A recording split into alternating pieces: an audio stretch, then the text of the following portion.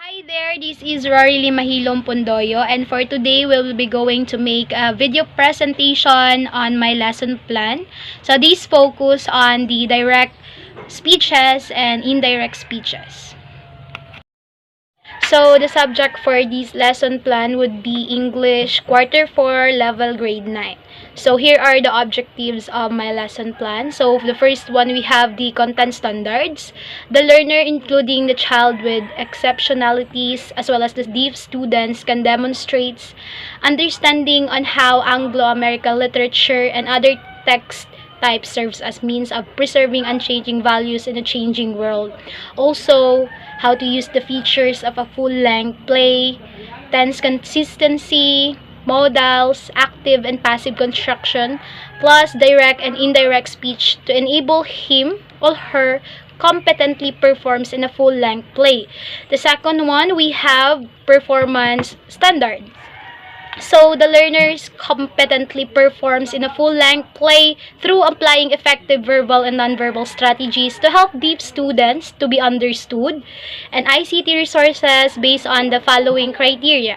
So we have focus, voice, delivery, and dramatic convention. So C, we have the learning competency or the LC. So it focuses on the change direct to indirect speeches and vice versa. So the specific objectives of these lesson plans is to, at the end of the lesson, students will be able to first identify the differences between direct and indirect speeches. The second one, use direct and indirect speech approximately and varied contexts, including dealing with deaf students.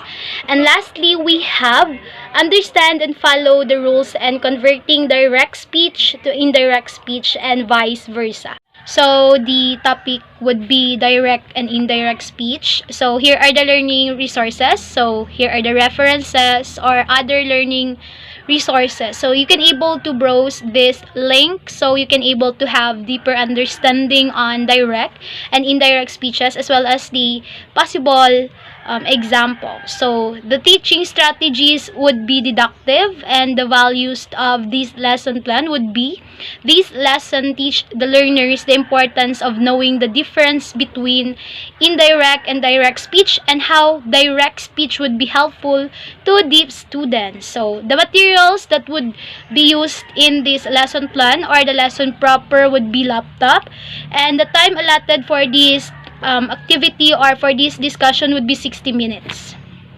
So here are the procedures of how are you going to conduct our discussion. So the first one, we have the learning task. So the teacher will go over daily routines such as prepare students. It includes fix yourselves, arranging the proper alignment of chairs, discussing of class rules. Then we have to go on with the prayer, of course. Then greetings, checking of attendance, recapitulation or recall, short review of the past lesson, and motivation. So write your observation. So we have here activity or icebreaker for the icebreaker. We have the class will match the sentence if it is belong to indirect or direct speech. The class will fill the table with a given sentence. Each correct sentence is equivalent to 5 points. So this activity would be, the time allotted for this activity would be 5 minutes. So, analysis, useful and meaningful integration of the lesson. So, the teacher will ask the students, are you familiar with direct and indirect speeches? Or the teacher will ask students, have you encountered direct and indirect speech in your previous year as a student? Or the teacher will ask students, do you have any idea about direct and indirect speeches? And lastly, the teacher will ask the students, based on our activities, what is our topic for today? So this would be done after the icebreaker. And we have here the obstruction. So it is the lesson proper that would be done 60 minutes. So the teacher will discuss the topic direct and indirect speeches. So here are the definition of direct speeches. So when we say direct speech, it is the message of the speaker is conveyed or reported in his or own actual words without any changes. It is also known as the quoted speech. So the exact message of the speaker is enclosed by quotation marks. So here are the examples of direct speech. So A, we have the boy said, "I ate pancakes." So the second one, we have the mother ordered him clean the house. And the last example of direct speech would be, "Is everything clear?" asked John. So commonly, direct speech has a reporting clause, reporting verb, reported clause, and reported verb. So here are the examples of reporting clause. So the boy said, "I ate pancakes." So the reporting clause would be the boy said. Then we have reporting verb. So the boy said, "I ate pancakes." So the reporting verb there is said. So we have reported clause. So the boy said, "I ate pancakes." So the reported clause would be, "I ate pancakes." And lastly, we have reported verb. So the boy said, "I ate pancakes." So the reported verb there is ate. Then we are done with the direct speech. Then let's move on to indirect speech. So when we say indirect speech, it is a report on what someone else said or wrote without using the person's exact word. Unlike direct speech, it doesn't have quotation marks. So here are the examples of indirect speech. So we have A, the boy said that he had eaten pancakes. The second one, the mother ordered him to clean the house. And the third one, we have John asked if everything was clear. We have also the basic rule in changing direct speech to the indirect speech. So we have change in the person of the pronoun. So we have first person pronoun, second person pronoun, as well as the third person pronoun. So let's have first person pronoun. So first person pronoun in a reported clause are always changed according to the subject of the reporting clause. So we have here an example of first person pronoun. So example, direct speech. Anna said, "I am happy." So when we are going to convert direct speech into indirect speech, the example would be, Anna said that she was happy. So let's have second person pronoun. So second person pronoun in a reported clause are always changed according to the subject of the reporting clause. So let's have an example.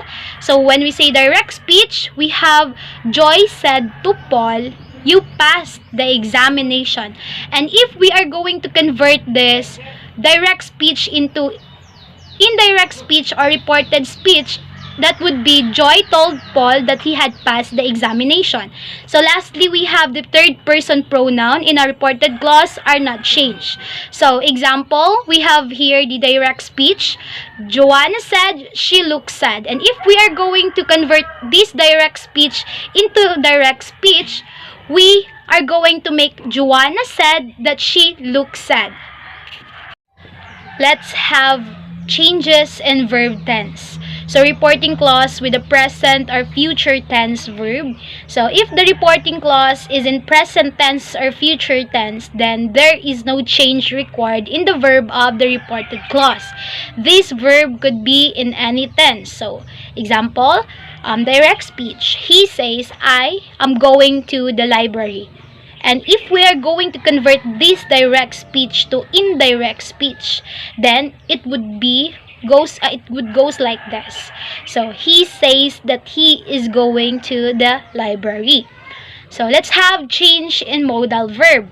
So the modal here on our direct speech would be will and shall. So let's have an example. Brian said, "I will try to finish my report." And if we are going to convert this direct speech to indirect speech or changing it in modal verb, this goes like this. Brian said that he would try to finish his report. So here are the other significant word changes from direct to indirect speech.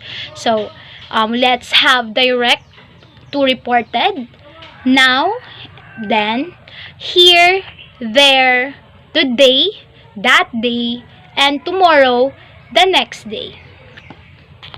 Now let's move on application. So after discussing the topic, the teacher will assess the learning of the students through performance tasks.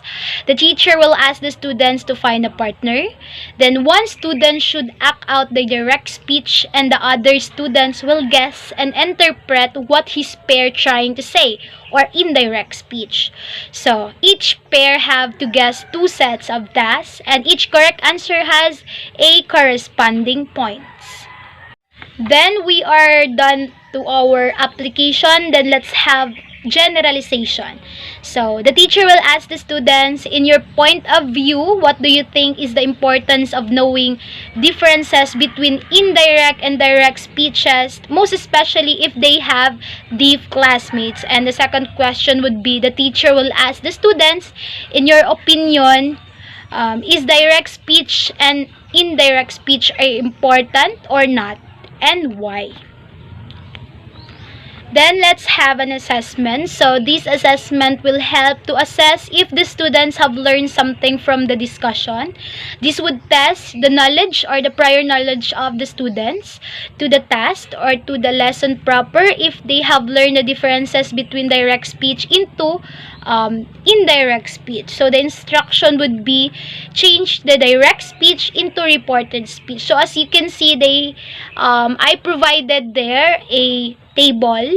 So for the first column, we have direct speech, and the second column would be the reported speech or the indirect speech. So the students will going to answer the assessment. So it would be beneficiary for us or the learning facilitator for us to know, or for us to be able to know if the students have learned something from us. So, at the end of the lesson proper, then let's have an assignment. So, these tasks must be done individually. So, in our assessment, if direct speech and reported speech would be asked, then in our assignment, then it's vice versa. The instruction would be change the indirect speech into direct speech. So, what is being asked in our assignment would be the direct speech. At some point in our assessment, the one that being asked is our indirect speech.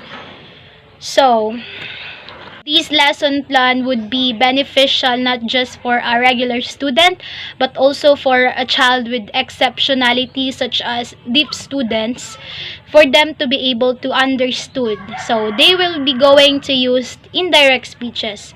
So since they are not going, or they can even express their thoughts and ideas through direct speech, since they can talk, then they are going to use the indirect speech.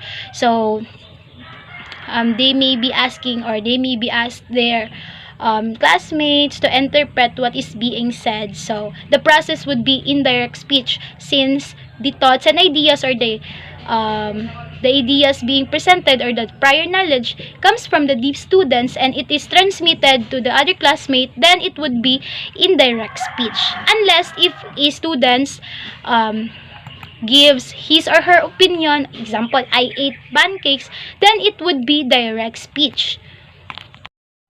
I think that concludes my lesson proper, or my lesson plan. The topic would be indirect and direct speech. I hope you have learned something, and thank you so much for watching. Have a great day. Again, this is Rory Limahilom Pondoyo, first year taking up Bachelor of Secondary Education, major in English.